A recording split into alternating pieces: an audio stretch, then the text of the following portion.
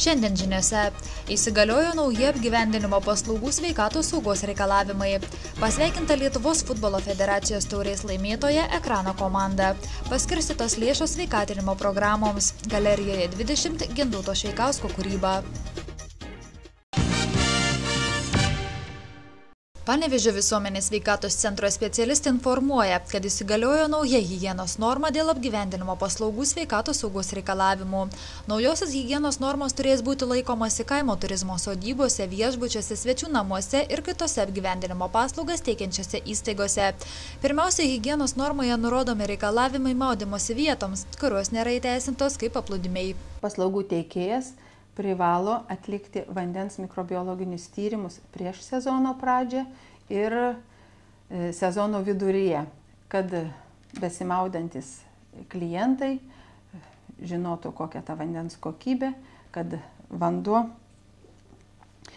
vandens telkinyje iš tikrųjų būtų saugus. Yra įteisinta prievolė sodybos savininkui pateikti informaciją prie vandens telkinio apie saugaus elgesio taisyklės vandenyje, kaip reikia elgtis.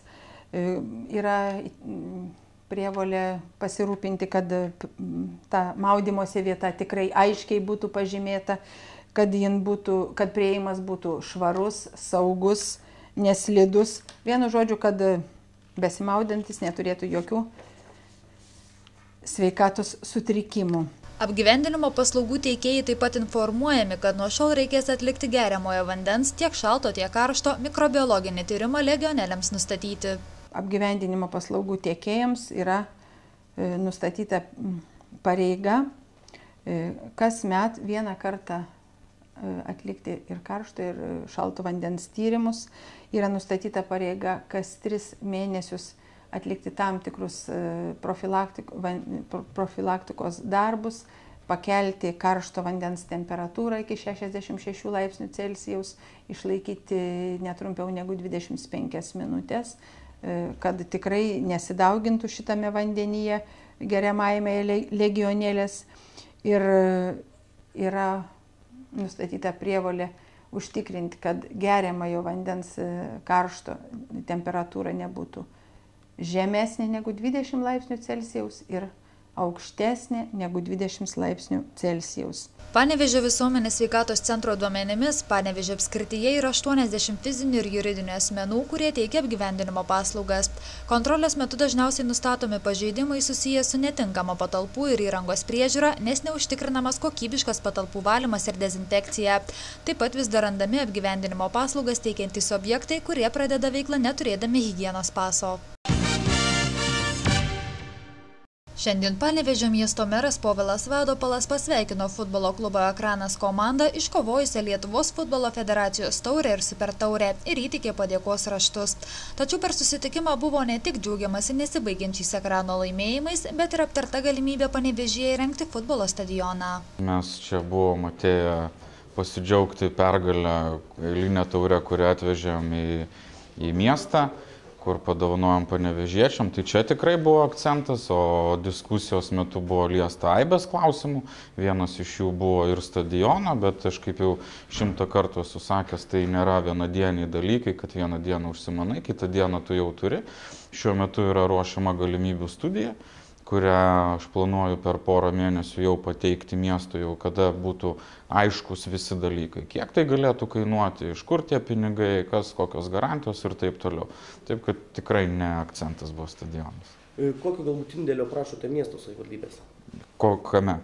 Stadione? Nieko dar neprašom.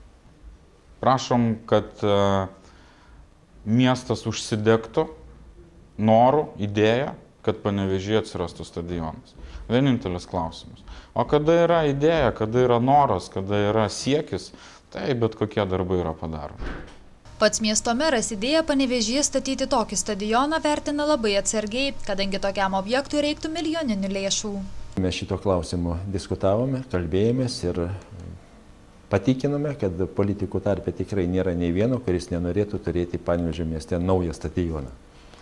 Bet klausimas bus svarstamas ateityje. Taip pat ir futbolo komandos prezidentas dar konkrečiai negalėjo pasakyti iš kokių šaltinių bus statomas šis stadionas. Mes nutarėme susitikti vėliau, galbūt rudenį, kada jau bus konkrečiai nutarta ir rasti finansavimo šaltinį, tada ir kalbėsime. Meras neslėpia, kad labiausiai nuo idėjos Panevėžyje pradėti futbolo stadiono statybą atbaido Vilniuje taip ir nebaigto statyti nacionalinio stadiono pavyzdys, kuriam taip ir neužteko lėšų. Kaip ir kiekvienais metais iš privalomojo sveikatos draudimo fondo biudžeto yra numatyta tam tikra suma lėšų, skirta finansuoti savivaldybių visuomenės sveikatos rėmimo specialiasias programas. Šiemet Panevėžio miesto savivaldybė teritorinė ligonių kasai pateikė 9 programas, iš kurių viena atmesta kaip neatitinkanti numatytų reikalavimų. Pagrindinis dalykas tai programoje turi būti numatyta sveikatinimo veikla. Tai pagrindinis dalykas, kad tos problemos, kurios sprendžiamos šitų programų pagrindu ateityje mažintų privalomas sveikatos draudimo lėšas skiriamas asmens sveikatos priežiūrai. Kad nesidubliuotų, sakysim, tos teikiamos paslaugos, tai vėl žiūrima, kad nebūtų tos priemonės arba paslaugos finansuojamos kitais būdais iš privalomos sveikatos draudimo lėšų. Turi būti kiek įmanoma tiksliau įvardinami asmenys, kurie dalyvaus toje programoje, kuriems kažkokia tai vienokia ar kitokia nauda bus suteikta tų programų. Panevėžio teritorinės ligonių kasos finansų ir apskaitos skyriaus vedėjo Visvaldo Vilko teigimu, džiugu, kad į sveikatinimo programas įsitraukia labai įvairios savivaldybės įstaigos. Štai Panevėžio miesto viešai bibliotekai skirtas 5000 litų finansavimas skatinti geresnę miesto gyventojų prieigą prie populiariosios medicinos literatūros bei literatūros apie ligų profilaktiką.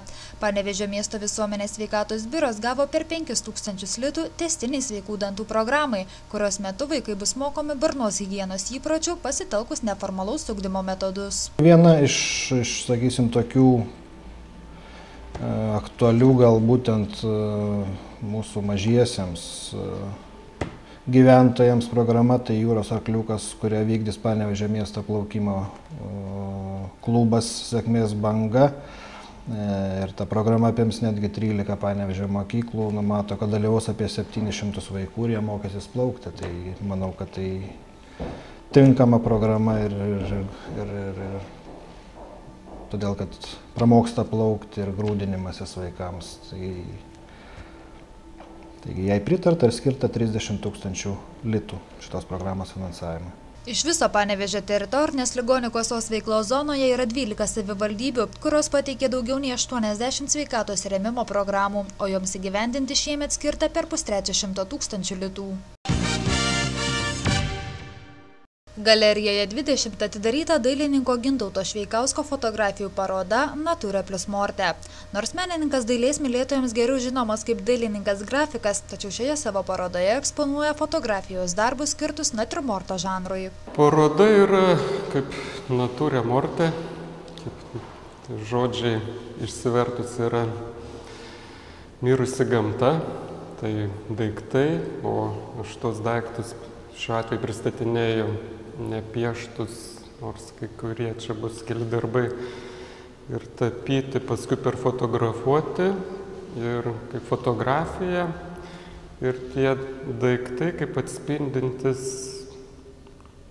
kažkokių žmonių dvasią, vidinį pasaulį, kurie per laiką susidėlioja kažkokius savo daiktus, pasidaro altorėlius tokius ir jie tampa jeigu užfiksuoji natiurmortai. Gintauto Šveikausko paroda galerijoje 20 veiks iki birželio 10 dienos.